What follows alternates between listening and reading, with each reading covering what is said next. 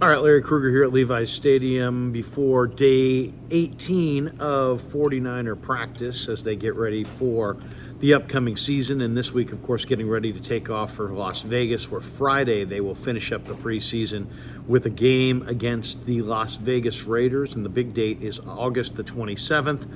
That is cut down day in the NFL, and that's when every team in the league's got to go from 90-man camp rosters to 53-man rosters. So let's talk about some of the headlines around the 49ers today. Now, this is a huge, huge week for rookie running back Isaac Guerendo from the University of Louisville. You know, a fourth-round pick. Guerendo's got 4.3 speed. He's 220 pounds. He came out on the first day. He suffered a hamstring injury. He hasn't played since. And so the Niners have to decide, really, by the 27th, what they want to do with him. Are they going to put him on the injured reserve and redshirt him for the year? That's one option. Are they going to have him make the roster? Well, that's another option, but he hasn't demonstrated yet what he can do. Now, he is going to be on the field in practice this week. He is going to be on the field against the Raiders, and he does have 4.3 speed and great size, so we'll see if Guerendo can make this football team. So he suffered that hamstring injury. He hasn't been able to get back out there. I hope they're not rushing him back out. Hopefully he's healed and he's ready to roll. But it is big Ike Guerendo week here in Santa Clara, and this guy's really talented. So I don't think that they would cut him. I really think they would either IR him for the year and basically redshirt him for the whole year, or he'll put him on the active roster. I don't think they would just cut him, because I think he's too big, too fast, too much invested in him. But this is a big week for Isaac Guerendo, and we'll see what he can do. As far as themes for this camp, I mean, one of the themes is that, a number of the rookies may contribute right away. Dominic Pooney has been, John Lynch has talked about he may be a plug-and-play guy at right guard.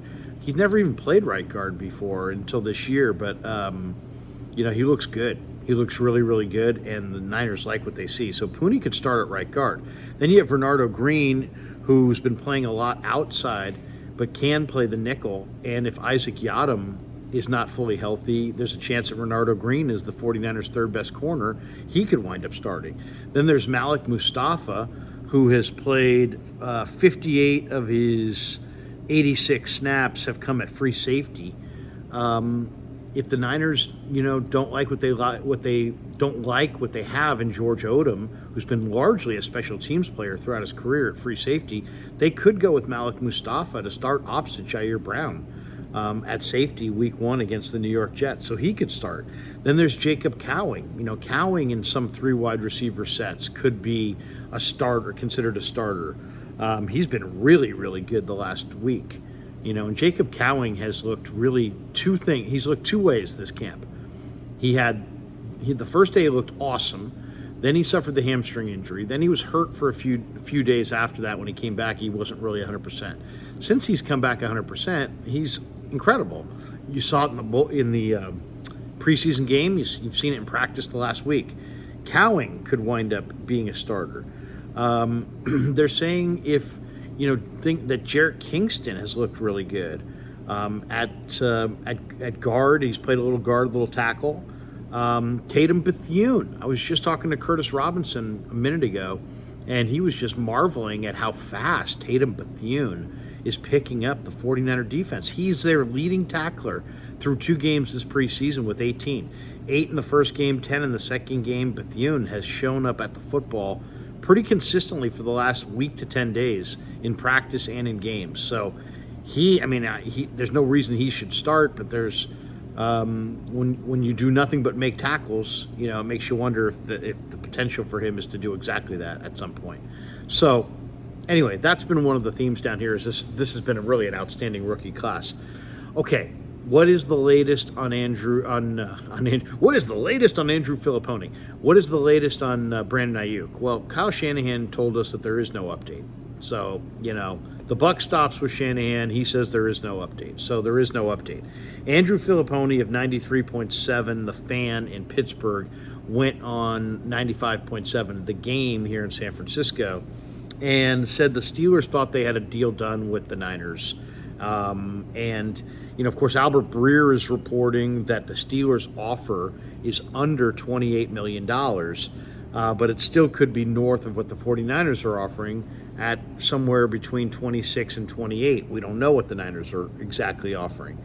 The NFL Network's Mike Garafolo most recently reported that that Aiyuk and the 49ers were very close to a deal, and it was just about a little wrinkle here or there in the contract on the final year, and this was going to be a done deal. As time goes on, it makes you wonder. Now, Filippone says he believes Pittsburgh's offer was between $28 and $29 million a year AAV. Filippone also went on the radio and made one big prediction, and his prediction is that Aiyuk will be traded from the Niners to the Steelers on September 7th for a second and a third round pick. If this is true, there's going to be a lot of unhappy 49er people, and that includes players, fans, media, and everybody else, because that means like on the eve of the season they're going to trade Aiyuk away for a second and a third round pick that won't be able to be realized into a real player unless you can flip that pick for another receiver until probably next year's draft. So you're losing out on Aiyuk and gaining nothing, and getting a second and third round pick. You're gaining nothing this year. That's not going to be popular with Trent Williams. It's not going to be popular with the players. It's not going to be popular with the fans, if indeed that is the case. Now, Adam Schefter is reporting that the 49ers want to keep Aiyuk, and that he believes that the most likely final result will be the 49ers signing Brandon Aiyuk. So there you go. If you want to believe Andrew Filippone, he says September 7th, Aiyuk's going to get traded from the Niners to the Steelers for a second and a third. If you believe Adam Schefter, he's saying the Niners badly. They realize the value of Aiyuk. They want to retain him, and that he thinks the most likely scenario is that the 49ers do indeed wind up retaining Brandon Aiyuk. We shall see. We shall see. We didn't tell you off the start, though. This video is brought to you by Pig and a Pickle, the best barbecue in all of Northern California. Check them out in Emeryville and Corte Madera. They're open 7 days a week. Get your barbecue. Go say hi to Damon and Mary. Tell them the Krug sent you. And this video brought to you by Sharp Corner Sports Cards and Collectibles, 205 Cypress Avenue in Pacific Grove along the Monterey Peninsula. Call my friend Anthony Catania. He's at 831-521-5264. Sharp Corners, Sports Cards and Collectibles for all your sports cards and collectible needs. All right, let's talk a little bit about some winners and losers after watching the preseason game number 2 against the Saints.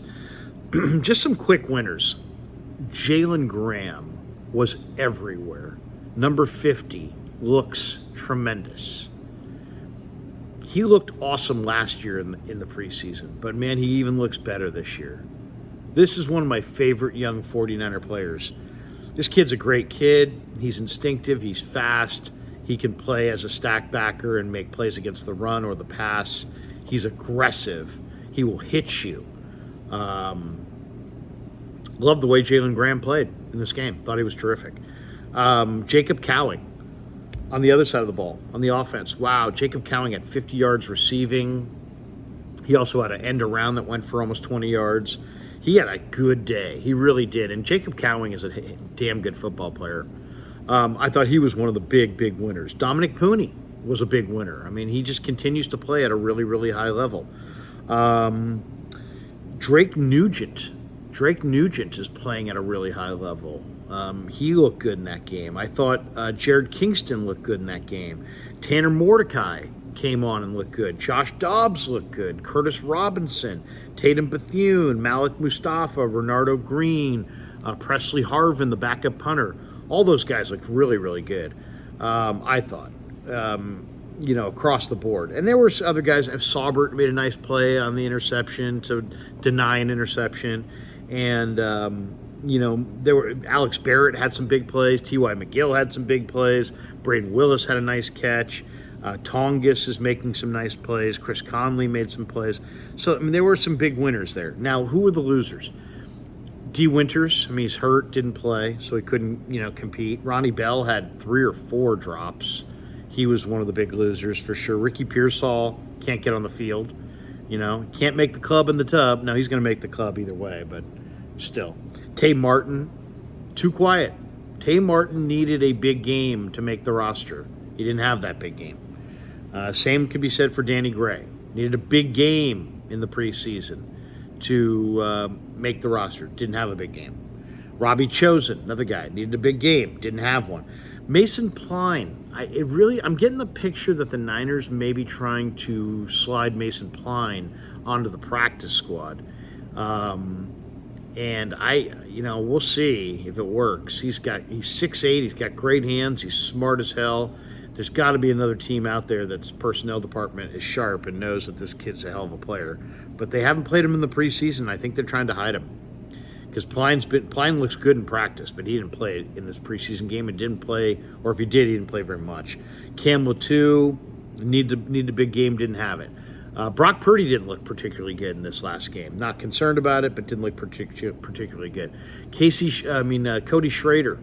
I love Cody Schrader, but Cody Schrader looked very much like a guy who's maybe headed towards the practice squad with the way he played in this game. Nick Williams has got a knee injury. Jonathan Garvin and Evan Anderson were two defensive linemen that I like, but neither of them really stood out. Kyle Shanahan said today that he expects the starters to play on Friday. My guess is just one series. One series for the starters would be my guess.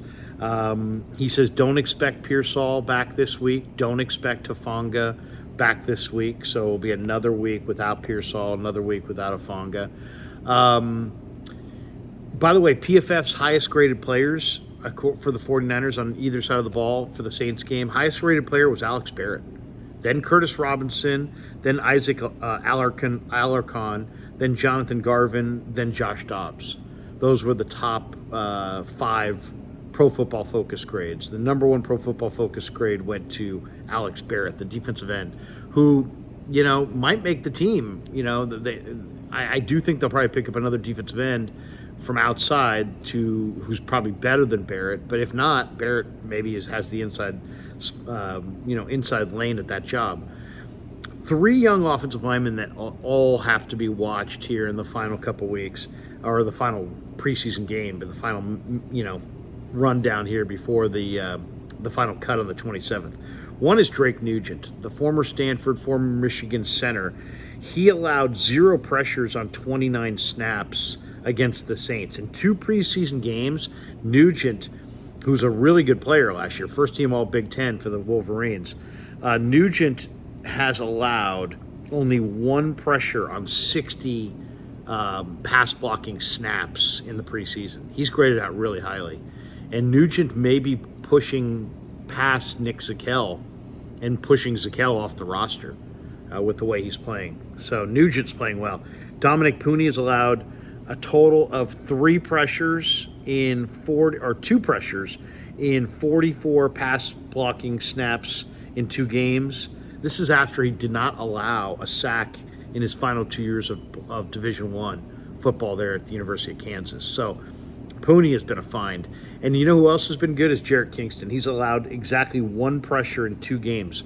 That's 61 snaps of pass blocking and only 1 pressure allowed. So I asked Shanahan about it. I said, some of those young offensive linemen are really starting to show. And he's like, yeah, between Nugent and Pooney and Kingston, you got 3 young offensive linemen there that all look really good. All right, we're about ready to head out to practice, and we'll maybe do a little post-practice recap on what we saw out there. But that does it for the news and notes and the 49er update pre-practice. Thanks to Pig and a Pickle for being the title sponsor of the Krug Show. Thanks to Sharp Corner Sports Cards and Collectibles for sponsoring this video. Thanks to all of you guys for supporting the Krug Show on YouTube.